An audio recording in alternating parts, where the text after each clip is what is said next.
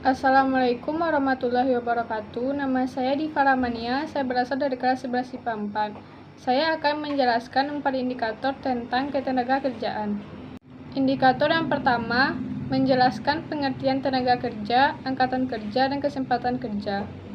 Yang pertama, tenaga kerja. Menurut Undang-Undang Nomor 13 Tahun 2003, disebutkan bahwa tenaga kerja adalah setiap orang yang melakukan pekerjaan guna menghasilkan barang atau jasa, baik memenuhi kebutuhan sendiri maupun masyarakat.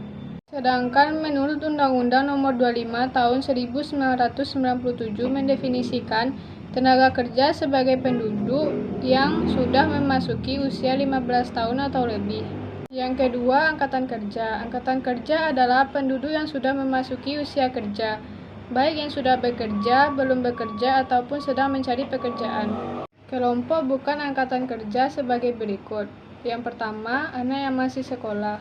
Yang kedua, orang yang mengurus rumah tangga. Yang ketiga, orang-orang cacat, jompo, dan yang sudah pensiun. Ketiga golongan bukan angkatan kerja tersebut disebut angkatan kerja potensial, karena sewaktu-waktu bisa menawarkan jasanya untuk bekerja. Yang ketiga, kesempatan kerja. Kesempatan kerja adalah suatu keadaan yang menggambarkan ketersediaan pekerjaan atau lapangan kerja untuk diisi oleh para pencari kerja. Adapun faktor-faktor yang mempengaruhi kesempatan kerja. Yang pertama, pendidikan, pengetahuan, keterampilan atau keahlian. Yang kedua, usia tenaga kerja. Yang ketiga, permintaan tenaga kerja atau lapangan tenaga kerja yang tersedia. Indikator yang kedua yaitu mengklasifikasikan jenis-jenis tenaga kerja. Jenis-jenis tenaga kerja. 1. Tenaga kerja berdasarkan keahliannya dibedakan menjadi tenaga kerja terdidik, tenaga kerja terlatih, tenaga kerja tidak terdidik, dan tidak terlatih.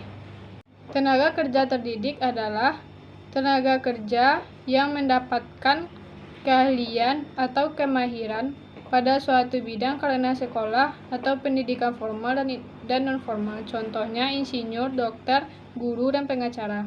Tenaga kerja terlatih adalah tenaga kerja yang memiliki suatu keahlian pada bidang tertentu yang didapat dari pengalaman kerja. Contohnya sopir, tukang masak, montir, dan pelukis. Tenaga kerja tidak terdidik dan tidak terlatih adalah tenaga kerja kasar yang mengandalkan tenaga saja, contohnya kuli, buruh angkut, dan lain-lain. Yang kedua, tenaga kerja berdasarkan sifatnya dibedakan menjadi dua, yaitu tenaga kerja jasmani dan tenaga kerja rohani. Tenaga kerja jasmani adalah tenaga kerja yang melakukan pekerjaan menggunakan tenaga fisik, sedangkan tenaga kerja rohani adalah tenaga kerja yang melakukan pekerjaan menggunakan pemikiran, ide, gagasan, dan sebagainya. Yang ketiga, tenaga kerja berdasarkan fungsi pokok dalam perusahaan. Yang pertama, tenaga kerja bagian produksi. Yang kedua, tenaga kerja bagian pemasaran. Yang ketiga, tenaga kerja bagian umum dan administrasi. Yang keempat, tenaga kerja berdasarkan hubungan dengan produk. Yang pertama, tenaga kerja langsung. Yang kedua, tenaga kerja tak langsung. Indikator yang ketiga yaitu merinci masalah ketenaga kerjaan. Yang pertama, tingkat pengangguran yang tinggi. Pengangguran didefinisikan sebagai orang yang masuk dalam angkatan kerja, tetapi tidak memiliki pekerjaan ataupun sedang mencari pekerjaan. Yang kedua, tingkat angkatan kerja yang tinggi. Semakin tinggi penduduk, maka semakin tinggi pula angkatan kerjanya. Maka apabila ketersediaan pekerjaan kurang memadai, pengangguran akan bertambah sehingga tingkat kesejahteraan masyarakat menurun. Yang ketiga, tingkat pendidikan dan keterampilan yang rendah. Rendahnya tingkat pendidikan akan angkatan kerja membatasi macam pekerjaan yang dapat dilakukan sehingga persaingan semakin ketat dan sulit. Yang keempat, penyebaran angkatan kerja yang tidak merata. Masalah yang kelima yaitu perlindungan kesejahteraan tenaga kerja yang belum maksimal. Perlindungan kesejahteraan tenaga kerja di Indonesia belum maksimal. Hal ini dapat dilihat dari standar upah yang belum memenuhi kebutuhan masyarakat. Indikator yang keempat, menganalisis upaya meningkatkan kualitas tenaga kerja.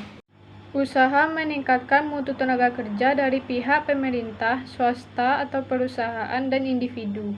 Yang pertama, pemerintah menyusun kurikulum yang dapat menghasilkan lulusan yang berkualitas dan sesuai syarat-syarat dunia kerja. Yang kedua, pihak swasta atau perusahaan berperan dalam upaya peningkatan tenaga kerja, diantaranya melakukan kerjasama dengan lembaga pendidikan dalam rangka memberikan kesempatan magang kepada peserta didik. Yang terakhir, pihak individu. 1. Membekali diri dengan berbagai hal yang dikehendaki oleh perusahaan. Yang kedua, menanamkan jiwa wirausaha. Sekian dari saya. Assalamualaikum warahmatullahi wabarakatuh.